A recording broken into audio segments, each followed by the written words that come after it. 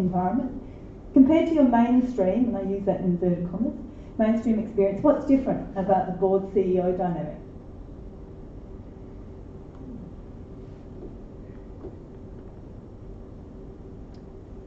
Actually, being on both sides, I enjoy the compassion and empathy that I get from my board because I can relate to what they're speaking about. I'm from the bush and have lived a similar lifestyle to many of them. So there's a lot of empathy between us rather than the dictatorship. This is what we're telling you need to do now, run off and do it. I can sit and have some really honest and frank discussions with them. I also think the biggest concern though is again speaking to them about their obligations under the CATSI Act and putting that into terms that some of them may understand. Others don't, you know, not saying that my whole board is not skilled, but empowering them to build their own capacity to go out and get them governance training. Because at the end of the day, if I can train them in governance within Gumala, then as you said, it can break down some politics within communities with the education that they receive. So from the other side, as a director, I mean, I know what I want to say, but I'm knowing that it's being recorded, being very careful.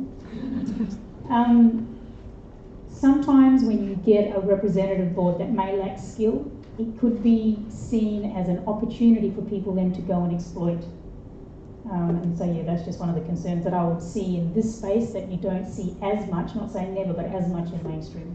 I'm glad you named that, because I think that happens with service providers who can prey on some elements of the ignorance within boards, as well as there have been some boards that are well known to have been held hostage by a CEO who manipulates them using a language and a perspective that the board is not familiar with. So that's just part of the dance that's in this space. Gregor Wayne, did you have any comments just on the board CEO? Yeah, I love the boardroom in an Aboriginal corporation, same as I do in developing countries. I've been on a West Australian government board here. Gee, it's a cold place. It's hard-nosed business, compliance, numbers, spreadsheets. You know, you go along, there's some well-meaning individuals on there, each with their own story. But for me, in many ways, the Western world's lost its way in terms of connection to family and community and all of those things that we just, you know, want to do so much. And I see there's a bit of turnaround and backlash towards things like Facebook right now for very good reason. One of our board members has just closed down their account this week because they get humbugged so much on that Facebook and you know, comments and all the rest of it. But for me, going into a board, this particular board and boards I've been on in those developing countries, it's a different feel. It's about the heart. You're walking in there and they're saying, so Greg, how is the family? You were telling me last time, you know, your daughter was such and such, you know, picking up on the stories straight away. What's on the table? There's food on the table. You stop and you have you know, share food together. So it's very much about the person. So in terms of the relationship between board and CEO, feels much more personal. That connectedness was palpable for me as well.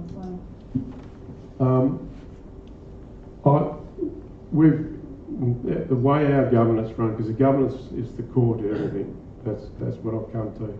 When you have interaction or you're taking hits from different sectors, if you've got strong governance, the governance will look after all that. And that's been a bit of a blessing for me coming into the role. I think things have to change, because the days of the administration arm doing the board's work has to stop. That's really, for me, that's what happens too much across our organisations. And the way I look at it now is I spend very little time on getting our board together, getting the information together, and that tells me that my board is doing their job. That means they are telling me what the direction of the organisation is and I'm fulfilling that part of it, but they know how to drive the strategic direction of the corporation, and I'm really thankful to have that, and I've had that for the last 3 years. When we talk about skill base, a lot of our directors from the past, a lot of the elders do have the skill base to still participate. They're not excluded from that process. But what it's done is we've just been able to fine-tune some things in our rule books about our eligibility to be a director, and it's really assisted us no end. And it's got us to a point where we do have a board that functions really well. Not only that, you've got to have leadership within that board, so you've got to have a strong chair, and I have that as well. So I feel really lucky, to be honest, that I don't have to spend 2 or 3 weeks getting stuff ready for a meeting when I've got a strong chair who looks after all that. I'm ably assisted by an EA who does a fantastic job. I've got great senior management, so all those things assist, but the core for all this is really strong governance will go a long way to the organisation, especially for our mob. One of the things that's been a talking point when I was up in the Pilbara amongst CEO peers was a high turnover rate of CEOs, and sometimes people left for good reason. They actually, arguably they weren't well equipped to be in that role in the first place, and it just wasn't for them.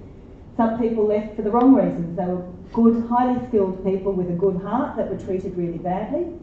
Sometimes people were just burnt out. And sometimes it was actually because the dynamic between the board and the CEO had not been well facilitated. The board's expectations and the CEO's expectations were different, and they'd never had a discussion to compare and contrast. So given that turnover has been a bit of an issue, and Jahna, I thought the point you made about